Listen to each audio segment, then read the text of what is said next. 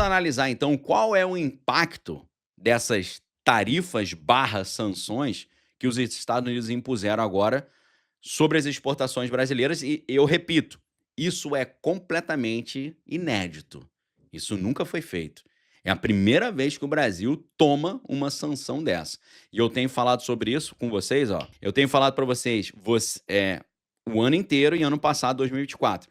A gente olha para Moscou, a gente olha para Kiev e a gente pensa assim: caramba, essas coisas só acontecem por lá, né? Países sancionados, retirados do SWIFT, impedidos de fazer o comércio global. A gente olha para o que está acontecendo com os iranianos e a gente pensa, graças a Deus é lá, a gente não tem nada a ver com isso. Eu falo, comecem a se preparar para vocês viverem num país que estará debaixo de sanções norte-americanas. A gente tem que começar a pensar nisso. E a gente tem ótimos exemplos de como isso funciona. A gente tem aqui do lado os venezuelanos.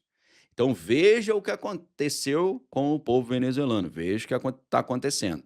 Então nós temos exemplos para a gente se preparar. Nesse momento, portanto, eu quero falar com vocês sobre quais serão então os impactos diretos dessas sanções que foram colocadas.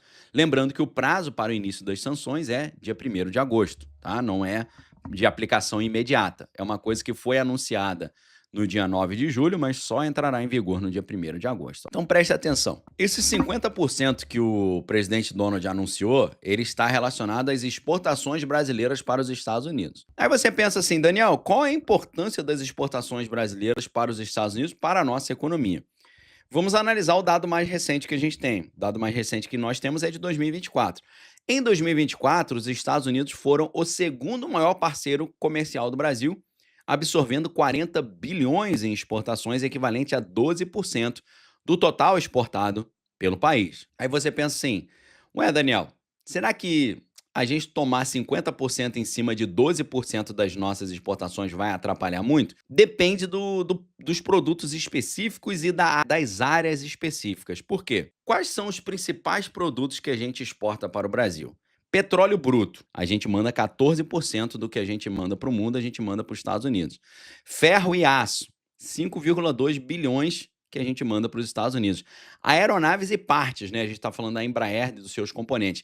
3,9 bilhões. Celulose, 2,8 bilhões de exportações. Café, 2,3 bilhões. Carne bovina, leva em consideração a carne fresca e a carne congelada também, 1,9 bilhão. Produtos semifaturados de ferro ou aço, 1,7 bilhão. Óleos e combustíveis, 1,5 bilhão. Madeiras e derivados, 1,3 bilhão. Motores e máquinas não elétricas, 1,1 bilhão. Então, meus amigos, tem um impacto já de 50% em cima dos 12% da totalidade da nossa exportação. Agora, essa proposta tem outros tipos de consequências. Por quê? Tem outros tipos de impactos. Uma queda na exportação pode estar diretamente relacionada também a uma escassez de dólar.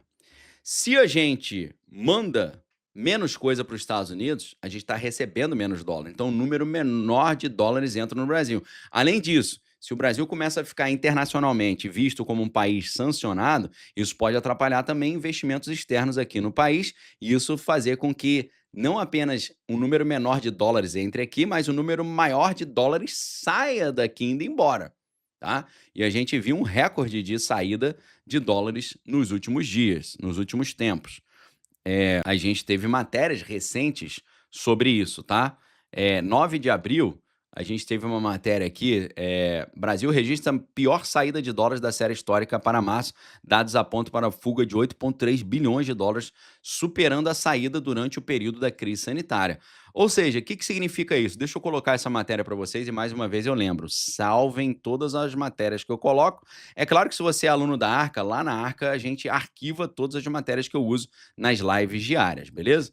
Então, como a gente interpreta essa notícia aqui? Essa notícia é interpretada da seguinte forma: as pessoas que investem no Brasil estão com mais medo de deixar o seu dinheiro no Brasil hoje do que na época da crise sanitária. O Brasil registra pior, ou seja, maior número de saída de dólares da série histórica para março, diz Banco Central. Dados apontam para a fuga de 8,3 bilhões de dólares, não é de reais, de dólares, superando a saída durante a crise sanitária. Então, esse é um dado preocupante.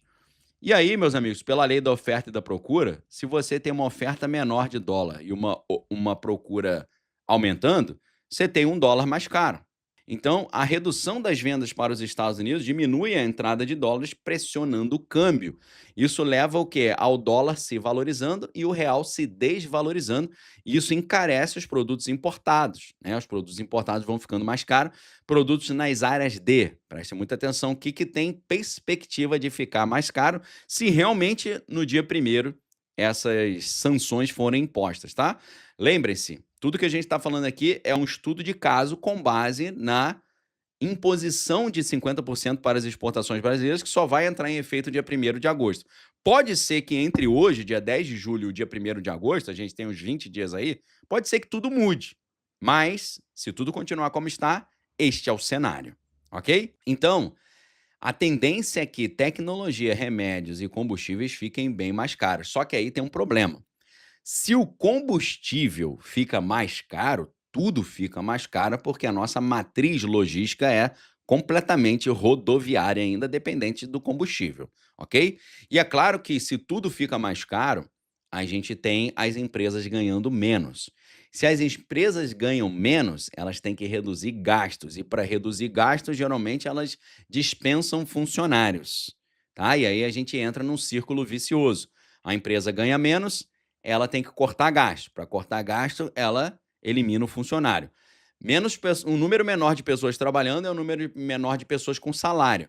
É um número menor de pessoas comprando. Um número menor de pessoas comprando é um número menor de empresas ganhando. E aí você entra num círculo vicioso. Agora, quando você tem as empresas ganhando mais, elas contratam mais. Elas contratando mais é mais gente com salário. Mais gente com salário é mais gente comprando. Mais gente comprando é mais gente vendendo. Mais gente vendendo é mais gente contratando e assim sucessivamente. A gente sai de um círculo vicioso para um círculo das virtudes, o círculo virtuoso.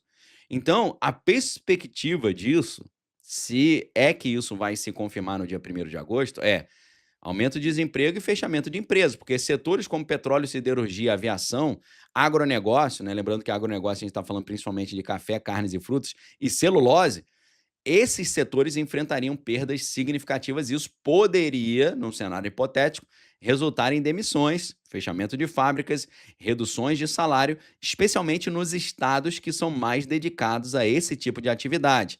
Nós estamos falando nos estados de Minas Gerais, Espírito Santo, São Paulo, Paraná, Rio Grande do Sul e Mato Grosso, ok? Neste cenário que a gente está pensando, nos setores de agronegócio, petróleo, siderurgia, aviação e celulose, o impacto seria maior nesses estados aí que eu falei, tá? Então, meus amigos, isso pode agravar a questão econômica e a questão social. Além disso, a gente pode ter um cenário de produtos encalhados, ou seja, um cenário de excesso de produtos.